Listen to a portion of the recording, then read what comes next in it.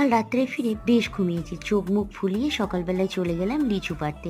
বোনের ছোট্ট গাছে বেশ কিছু লিচু হয়েছে। আর সকালবেলায় ডিম ভরা জ্যান্ত ট্যাংরা মাছ আর সাথে চিকেন এনেছে। আমার বোনের ভোটের ডিউটি, তাই রান্নাটা আমার কাঁধে জুটলো। আমাকেও 8:30টার মধ্যে বেরোতে হবে।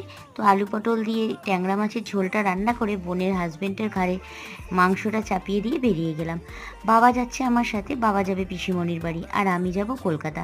তো রাস্তায় স্টেশনে এসে দেখলাম কাঁচা মিঠে আম। বাবা বোনের জন্য কিছু কিনে নিল, আর আমি আর বাবা ট্রেনে করে যাচ্ছি। সারাদিনের ক্লান্ত মানুষটা দেখো কেমন ঘুমিয়ে আছে, দেখে সত্যিই কষ্ট হয়।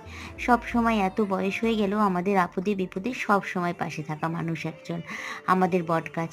আর সঞ্জয় ছিল গ্রামের বাড়িতে, চলে এসেছে, দুজনে একসাথে এসে কাজটা মিটিয়ে নিলাম। আর কলকাতার কাজটা সেরে চলে যাব আজকে আবার আমরা বোনের বাড়িতে, কারণ মিষ্টি ওখানেই আছে। ফেরার পথে কিছু তালশ্বাস নিয়ে নিলাম, আর আজকে সারাদিনটা এইভাবেই কাটালাম।